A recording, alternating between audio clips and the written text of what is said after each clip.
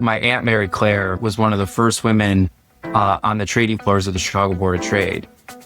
One of the best pieces of advice that I've ever gotten in my life was from my dad, who said, under promise and over deliver.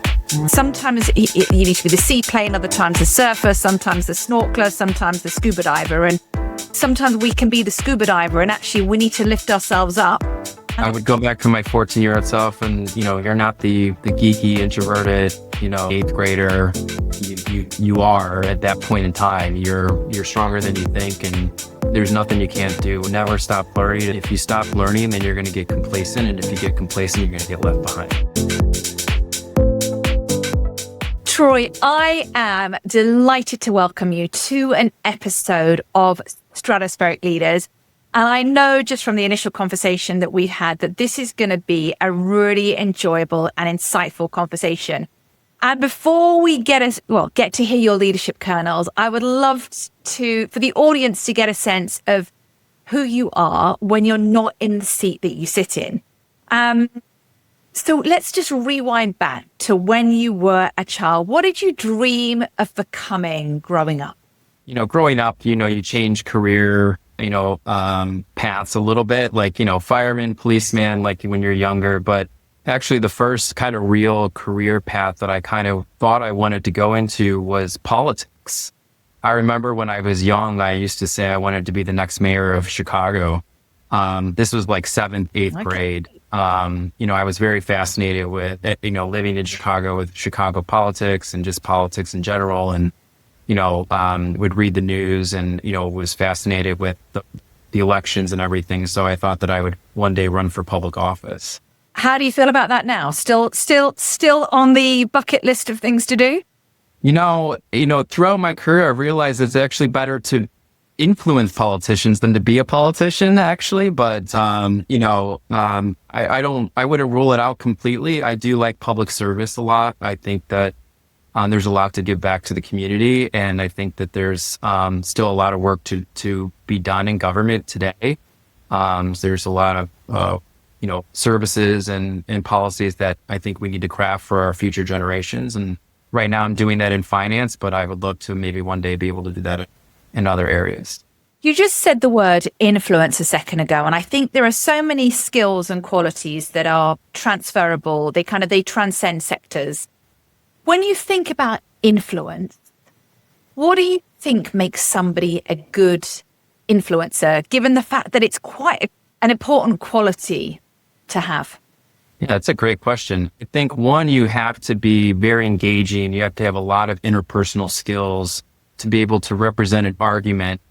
Good debate skills. You can't just shut people down. You have to be able to hear them out, and you have to be able to understand their perspective. At the same time, you have to be able to articulate how you're seeing things and why you think that they should believe what you believe. It shouldn't just be one-sided all the time. And I think that, throughout my career, I've seen a lot of evolution of financial markets. And in some of my roles, I've had to advocate for some change in those markets. And how I've done that is through presenting a lot of evidence and research, and how I have articulated that back to, those exchanges and those financial markets, but also hearing back from them about how, they see things and from their other clients' perspectives. There's a lot of perspective out there. I think it's very important to hear it all out before you start to make decisions on it. So they're listening. I hear, you said, listen, hear the person out. And I be that strong voice. And you said evidence your argument. I think so often when we listen to people, like it's headlines, but they don't substantiate. So it's like root your argument, your debate, like root it in data, root it in evidence. Yes, absolutely. I mean, you don't have to have like 100% hard evidence all the time, but you should have some foundation of how you've come to your understanding of why you're advocating or trying to present a certain argument against or for something. You shouldn't just say it because. You should say it because of this, or because I read this, or research has shown this. It stands more ground, and it has a lot more resonating effect with people when you can back it up with some data or some research. Yeah, I think I need you to have a conversation with my children. Recently, one of my sons was like, I need to have more pocket money because I should have more pocket money. I'm thinking that's not rooted in a strong enough case. Yeah.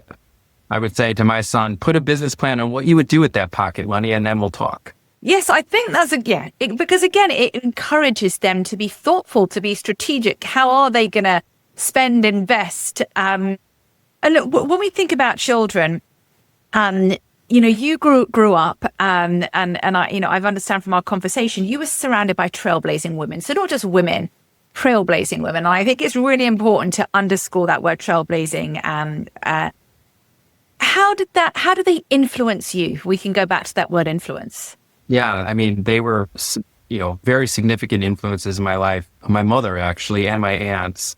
So my Aunt Mary Claire, my mom's sister, was one of the first women on the trading floors of the Chicago Board of Trade.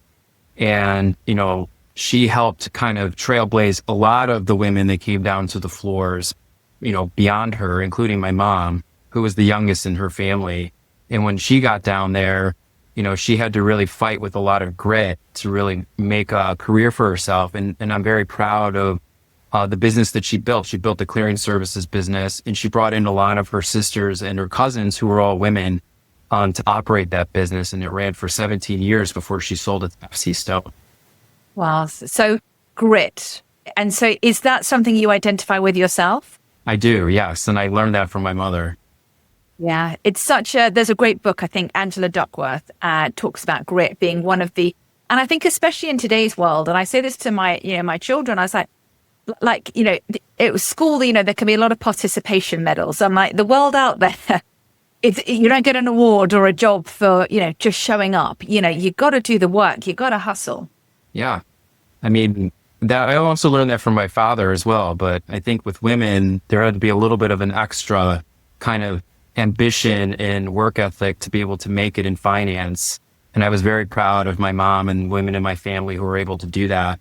And then, paved the path for myself. I came down to the trading floors when I was 14 because of my mom and the business that she built working for her clients. Okay, tell us about that. Age 14 on the floor. Like, I'm curious, the first day you stepped onto the floor, talk us through that. How did it feel? Yeah. Like, what was happening to your senses? It was a privilege that, unfortunately doesn't exist anymore because trading floors don't really exist much anymore. But it was the day after I graduated 8th grade and, went down, took my test to get on the floor because you had to take a test to get access to the trading floors, and was a clerk, a runner.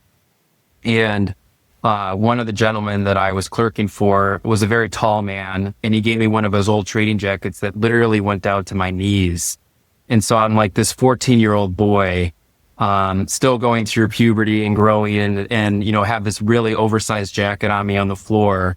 And, you have a lot of masculinity on the trading floors as well, because you have to be loud and strong and you have to get your voices heard in those trading pits back in the day. And so it was very intimidating, but it really helped me break out of my shell.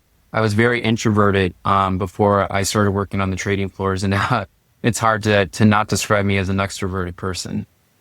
And intimidating, I think many people will be able to relate to taking on new opportunities, expanded responsibilities, moving jobs. You've been SIBO, Citadel. There can be many, many times in our life where we can experience intimidation to varying degrees. What's your relationship with feeling that kind of intimidation? And when you were age 14, like how did you get past it? You have to kind of go deep and kind of find the strength and kind of, the resiliency to be able to come back onto the trading floors every day. There's actually a story that I like to tell where it was, very busy on the floor one day.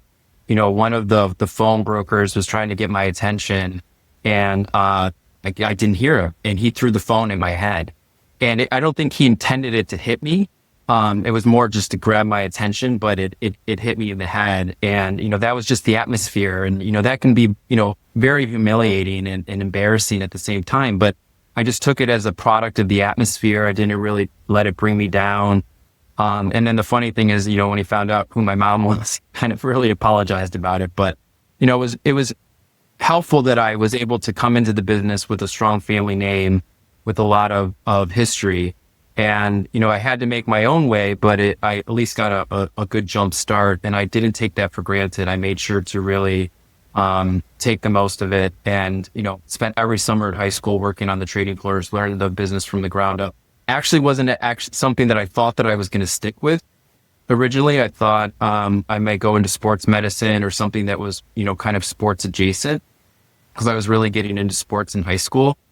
But towards my senior year, I really kind of like a light bulb went off, saw that this was, a fascinating industry, one that I thought that I could do very well in. I was very good in math. It was very math centric.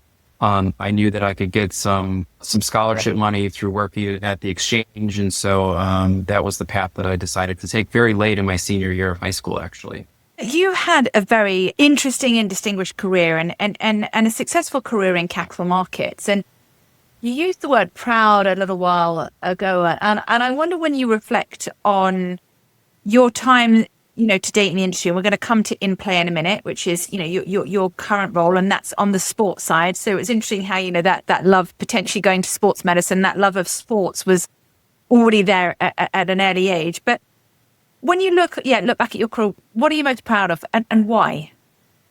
That's also a great question. I'm proud of the fact that most of my career has been through modernizing our financial markets. When I started in the industry, most of the markets were traded, at least in futures and in derivatives, were on a trading floor. And that was right when electronic trading really started to captivate the industry. I remember being at a Thanksgiving and my uncles telling me that there was no way that open outcry could be replaced by computers, that humans could do it better. I knew, being on the border of a millennial, that yes, computers could do it better than humans. And, from that point on, started to anchor my career to anything that associated with a modernizing, electronifying of the market. And, was actually given an opportunity to go to Frankfurt, Germany and work with Eurex, who was one of the first futures exchanges to pioneer electronic trading, and learn trading system development from them, and then came back to the US and helped the Chicago Board of Trade build their first trading systems. And so, for the first half of my career was, transforming away from an open outcry model into first a hybrid, electronic open outcry model. And then now today, the majority of the futures markets are traded electronically, as are most asset classes today.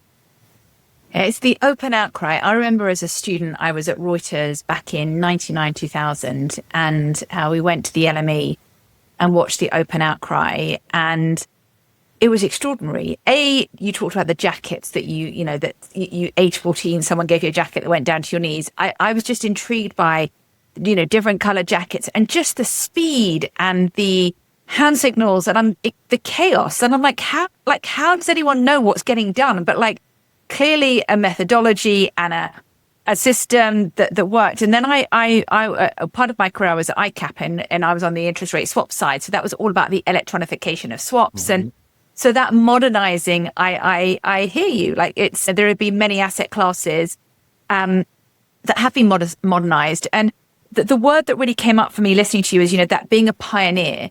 And I'd love to hear a little bit around the role that you're, the company Inplay, because that pioneer, that modernizing, that transformation, that ability to see an unmet future feels that that's very intrinsically linked to what you're doing now. So I'd love to get a sense of the pathway from the capital markets to what you're doing now. And then I'll pause there because I've got many more questions, but let's just start there. Yeah, no. So I'm very proud to talk about Inplay Global, which is my current, where I am currently. So I'm the president and COO of Inplay Global, which is going to be the first exchange or marketplace for trading securitized sports performance. And when I chose to take this role, what really drove me to it was there's not a lot of new opportunities to innovate in financial markets today. We saw a lot of it through crypto, maybe 8-10 years ago, but we really haven't seen much since then. And so we now have seen kind of the growth of prediction markets and how sports have kind of grown around prediction markets, sports performance specifically. And when the founder of Inplay Global came to me and presented the opportunity, I knew I had to, come into this company and help build this, because it's very rare in 2025 to find an opportunity like this where you get to build something from the ground up that's truly innovative and something that hasn't been done before. And so, next year we'll be launching sports performance securities, which will allow investors to buy equities on individual team companies that track performance of sports. And which sports are you going to start with? I mean, is there a favorite, or is it?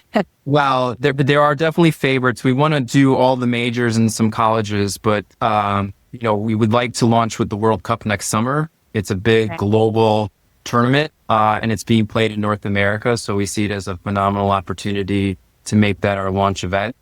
That will take us into the fall, which is football season. So then we'll start to securitize professional football and college football teams. And then that will take us into professional basketball and hockey. And between now and then, to make the ambition a reality, what are the key things that need to happen? So, when we get to the World Cup, like everything you've spoken about is living and breathing and being, you've executed on.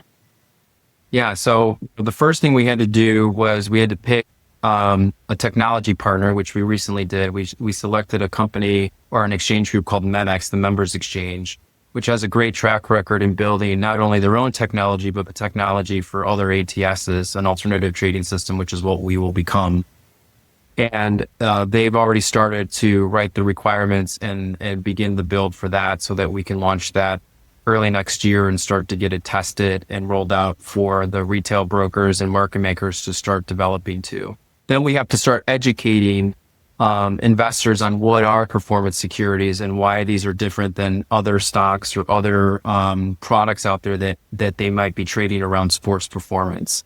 And so that's going to take a lot of media campaigns and educational, marketing collateral that we need to publish, as well as going out and doing conferences and doing some webinars just to explain and help investors understand the concept holistically so that when we launch and bring these securities to market, there's a very succinct understanding of how these trade so that investors can have success right out the gates. And at the beginning, we were talking about the importance of being able to influence, to listen, to be able to debate. It feels like they're kind of really going to be, they're important skills in this part of the journey. Absolutely. It's really important in education in general. You want to be able to deliver key information with a foundation that resonates with all investors or all people in general so that they retain that information and then they can utilize that information in a productive way. In the case of investing, we see that our performance securities can be a platform for enhanced financial literacy. We can use these securities to teach the next generation of investors how to trade the stock market through something that they're passionate about, which is sports. How sports and teams perform is no differently than how a company should perform. It's based on futures earnings. Teams are performing on or projected wins, how they're going to achieve their performance throughout the whole season. Will they make it to the playoffs? Will they make it to the championships? Actually, I feel like younger generations actually know about how to analyze a sports team than they know how to analyze a stock or a publicly traded company. So we have now the ability to converge the two and bring all of that together and help elevate and empower investors to not only trade securities around sports performance, but also securities around publicly traded companies. And you mentioned you're building from the ground up and what you're doing is truly innovative. What's one thing no one warned you about when it comes to building something from the ground up? There's a lot of little things that you don't realize when you have to build a company. So it's not just a new product class. We're building a full new company from the ground up. And so we're a startup in its purest form. Like we have to staff every key function from finance to HR to technology and operations. That's in addition to also developing the product itself and getting that educated and distributed and understood and then launched successfully. And so there's just a lot of little things that add up that you have to keep track of. And so you have to be very detail oriented. You have to understand all of the dependencies that go into not only launching a company from scratch, but also launching a whole new asset class. And so those are the things that they don't always tell you in the interview process when you go for jobs like this. But I'm actually learning a lot, and it's been an awesome experience so far. And so it's as you said, understanding all the dependencies. It's all those little things that collectively there's a lot to make sure that you're managing. And when you think about your own style, your leadership style, what do you think makes you uniquely positioned to drive this company forward and create the success that you're kind of seeking? That's a really great question. For one, I don't want to be the smartest one in the room. I want to surround myself with the subject matter experts of all of the areas that I need to make this company successful and to make this product successful. And so bringing in the right talent is the first step in key leadership and being a good leader. And then listening to those leaders that I bring in and understanding and what they can achieve, and then empowering them to achieve it. I'm not a micromanager in any regard. I want to give, my leaders, the team that reports into me, the ability to go execute on their plans once those plans have been approved. I want to be able to give them the resources and support that they need to be able to achieve success. And then when they have failures or they have missteps, I want to give them constructive feedback and support them as they recover from those failures and learn from those failures so that we don't make them. Essentially feedback, because it's feedback is the gift that is rarely given, but especially in a growth company, like it's iteration, isn't it? There'll be things that work, things that don't work, but that constant feedback loop. And it made me think, what's the worst piece of feedback you've ever received about yourself? About myself? Yeah. Although maybe not the worst, but the one that you kind of like, we have a visceral reaction to. Yeah. So earlier in my career, I was often referred to as more tactical than strategic, which isn't necessarily seen as a deficiency or like as a bad thing. But as you want to grow and you want to be a leader, you want to be seen as both tactical and strategic. Tactical is very important because that's how you get things done. That's how you execute on the strategies. But, I didn't like hearing that I wasn't strategic or that I didn't have a strategic mindset. And I think it was also part of my age because I've often been the youngest person in the room at the levels that I've achieved in my career. And so I often am seated at the table with people 10, 15, 20 years older than me.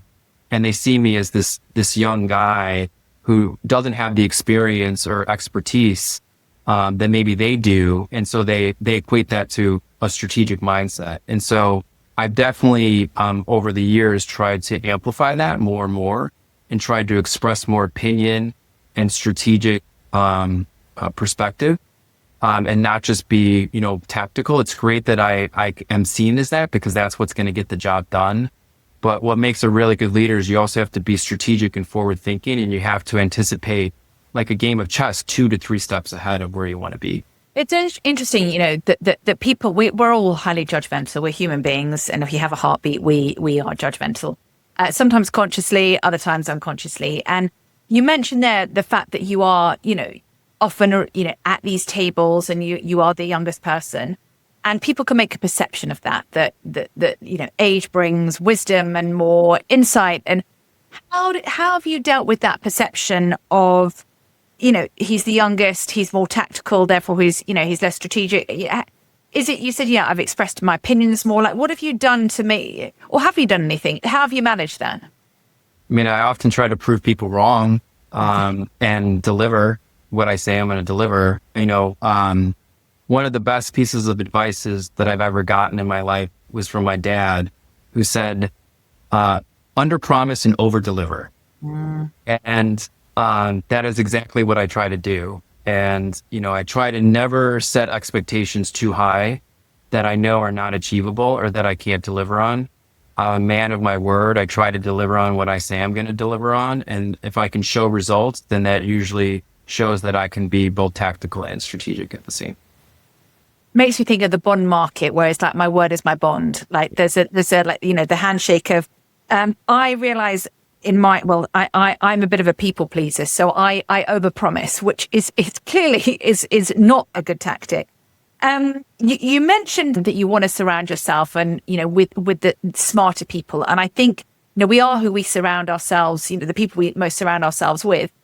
And I remember a CEO I worked with said, look, I want to be an inch of an expert on every area of the business, but I'm not the expert because I've employed like a CRO, a CHRO, a CIO, a CFO, they are the expert, but I want to be that inch of an expert. And getting talent, making those choices on talent, getting it right is really important, because if you get it wrong, it can be costly. How do you make sure, like in that interview process or in that selection process, how do you do the best you can at making sure you're getting the right fit for Inplay? So right now, because we are still small, it's good to have, a few people interview key candidates that we're bringing in, from our CEO and founder to our chief legal officer, strategic advisors that we brought in, so that it's not just my opinion on whether or not these resources are going to be the best fit for Inplay, but it's a collective agreement that they're not only a fit for what we need, but a cultural fit for the company that we want to build. And I think that's absolutely important, because you can have really capable people that come in that can execute on their job and their discipline, but if they're not a good cultural fit and they're not going to be collaborative and work well on a team, which is very important to me, then they're not going to be a fit for a startup like Inplay. Yeah, it's such a valuable point to underscore the importance of cultural fit, because people can be capable, they can be highly capable, but if they're toxic, if they're not if they're not collaborative, like that stuff can be very cancerous to an organization. And I think when you see companies get it wrong, it's where they hire purely for capability and they're not thinking, how does that person fit into the culture of the organization? You mentioned, strategic advisors. I'm curious, do you have your own internal board of directors? Yes, I do. Yes. I'm very pro mentorship in general, and I've been a mentor for many years, and I have a lot of great mentors in my life and have from a very young age. There are very many decisions I make in my life without consulting at least one or two mentors of mine. Sometimes it's my parents, sometimes it's professionals that are both friends and mentors. But I have my own, set of board of directors that have guided me, these last 30 years.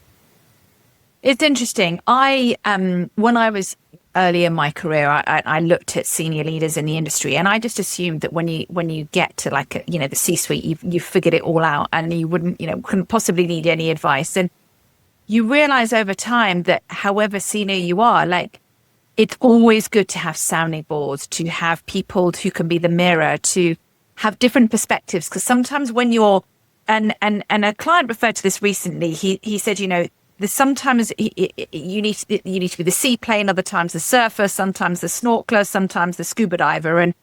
And sometimes we can be the scuba diver, and actually we need to lift ourselves up to get that perspective. And sometimes we can't do it ourselves because we're in it, which is where others can help lift us and see the things we might be missing. Exactly. And maybe they've been there that you haven't, maybe they know where, the landmines are, they have a different approach. And, it's great to also have kind of, mentors or advisors at different stages in their careers too. I get mentorship from people younger than me in early stages of their career. And I've learned a lot from them. I've learned about what the next generation wants from a leader. I've learned what type of tools they want to utilize in the workplace, what type of culture they want in the workplace. And that's important for me to understand if I'm trying to build a very cohesive, collegiate, atmosphere that, drives productivity and excitement in what we're building. Yeah. That reverse mentoring is really important. As you shared, what does the next generation want? We don't know what we don't know. And I look certainly at my children, they have completely different ways of doing things. And it's not necessarily to impose our way on them. It's that openness, that receptiveness to seeing things differently. When you think about your career, what has been an Achilles heel of yours, something you've had to work on? I think it's probably the same for many people when you reach a certain point, or maybe when you even start out your career, and that's patience. You always want things to happen faster than they can or should. You always want to accelerate things maybe before they should be accelerated, to, get to the results quicker. Sometimes that's not the right solution or that's the right approach. Sometimes things need to take a certain amount of time to be done with a certain amount of quality. And so, or you just have to just sit tight and wait for certain decisions to be made, on the other side of the table.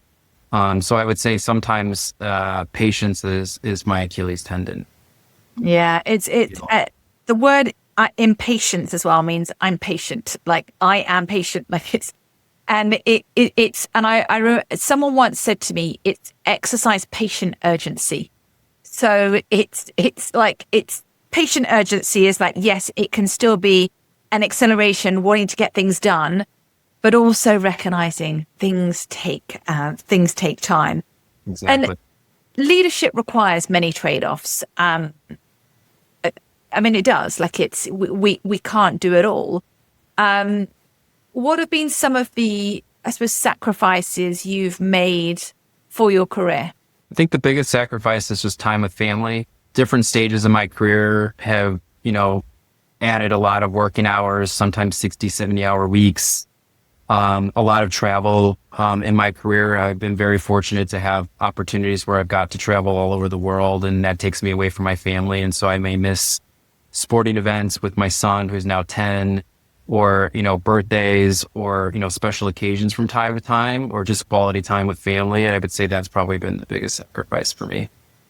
And how do you manage that mentally? I.e., you're missing your son's sports events, so there isn't, like, I don't know if the word's guilt or like again, it's like it's just I'm missing it, but without any kind of emotion attached to it, or maybe there isn't any emotion attached. I'm just wondering how you manage it. I think it's situational. I think we're very fortunate today that we have more access to resources that allows us to be there without being there, like FaceTime or video chat. So, I'm fortunate that, I can be on video or FaceTime with my son when I'm traveling and, talk to him in the mornings before he goes to school or when he gets home from school, and, at least be present where I can via video. And that's the best that I can achieve, which wasn't even possible, 15, 20 years ago.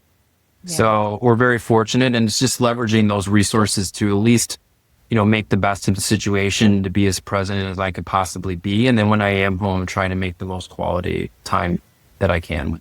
You talk about quality of time and present, which makes me think of presence. Our quality of presence is really important, especially when you're speaking with investors, with your advisors, as a leader, when you're showing up in front of your company. And I think how we start our day strongly influences how we show up. What does your morning look like when you wake up? Like, what does your morning routine look like? Yeah, so very strong cup of coffee every morning. Like extremely strong, like a couple shots of espresso with my coffee usually in the morning. Usually gets my brain going, gets the juices flowing. I'm very organized. So usually for me, it's looking at my schedule for the day, making sure I understand what I need to achieve that day. What are the meetings that I have? When you get into more senior leadership roles, you're going to be juggling a lot of different things throughout the day. You're not just focused on one task or one, set of operations. You could be dealing with a whole hodgepodge of things. And so it's good to understand, okay, how does my day lay out? And so I usually start, my day looking at my calendar. I don't really rely on an assistant or anyone to kind of keep my calendar for me. I'm very OCD that way. I want to know who I'm meeting with, why I'm meeting with them. I want to understand the purpose of those meetings before I go into those meetings so that I'm prepared. And then it allows me to use my time wisely. Yeah, I think understanding the purpose of meetings is so you can exercise that discernment. I think there's many leaders that I know that their diary isn't their own. People can go in and just book time that's already allocated to other things. And but you want to make sure that your time is being invested in where it has its highest value. Yes, exactly. You want to make sure it's the good use of your time. You want to make sure that you're delegating your time where it should be delegated and you show up where it's needed. And I think that's important with leadership as well. You have to be able to delegate. You shouldn't feel like you need to be everywhere. You can't be everywhere. One, you'll exhaust yourself and you'll degrade the quality of the output that you give. And it's not fair to your team that you're always there. You have to be able to allow them to function on their own. And look, with the senior leadership seat, stress is part of the journey. Like, it would be wonderful if things were stress free, but how do you mitigate the stress that comes with the territory? A big milkshake at the end of the day. And I'm not joking when I say that. What goes into the milkshake then? Like, is this like special mushrooms or is it? No, I'm a big sugar person, but my favorite food is ice cream. And if I'm really having a rough day and I need some comfort food, I'll just put some ice cream in a blender and make a milkshake. And that usually kind of lowers the stress levels a little bit for me. And then exercising as well. I think that's a great way to get out, some frustration or kind of rebalance you a little bit or get your mind off of work for, an hour or so if you can, a few days a week. And and we all need that outlet. And, when you look back now to the 14-year-old you that was on the trading floor, what's one thing you go back and tell that younger self? You're stronger than you think. Speak more to that. I would go back to my 14-year-old self and, you're not the geeky, introverted, 14, eighth grader. You are at that point in time. You're stronger than you think, and there's nothing you can't do if you put your mind to it. And so saying that, where have you surprised yourself most in your career? I mean, I think when I went to Untitled Securities, that was probably one of the more challenging career moves for me. I mean, that was an atmosphere that, is running 100 miles an hour and you have to keep up and you have to learn a lot of new things very quickly. And I think I really stepped up and kind of took on that challenge and put in the hours and put in the effort to learn, a lot of new asset classes that I had not been exposed to before and learn all the things that Citadel was doing, not just in the US, but globally. And, it allowed me to have a 6-year career there. And I was very fortunate for that. And it is, you've got to do the work, isn't it? Like, hard work is a minimum. You're kind of saying there, I put in the effort to learn, and it's being a voracious learner, I think, as well. Like, every day is a school day. Yeah. Another great piece of advice I got from my dad as I was growing up is never stop learning. And, I saw it from him, not just in the advice, but he lives it. Like, he's constantly learning through his career, through life. Like, both my parents are, but he was just such a great example of never stop learning. And that's the same advice that I give to my son and to anyone that I mentor, because there's always going to be new stuff to learn. And if you stop learning, then you're going to get complacent. And if you get complacent, you're going to get left behind. Yeah, never get complacent. And I think it can sometimes be easy. We don't realize, which is where, we need the truth tellers around us to tell us, you're getting complacent, like, sort it out. And look, when you think ahead, what does success look like for Inplay in the go forward? And so there's two parts to this question. What does success look like for Inplay, and what does success look like for you as well, personally? Success for Inplay for us would be, we launch in 2026, and by the end of 2027, we're a brand name. Everyone knows who we are. A lot of investors are trading our securities, both retail and institutional. We're scaling, into more sports globally, not just, in the US. And, we become a real asset class that's traded along all the other asset classes in the financial world. And then for success for me is, leading that success, I think, is the success that I want to achieve personally, and seeing the team reach that success. And you've mentioned your parents, you've mentioned your son. Like, what is one thing you'd love to see in your son that means he's a chip off the old block? Good work ethic. Good work. Never giving up. And I don't see that yet. So he's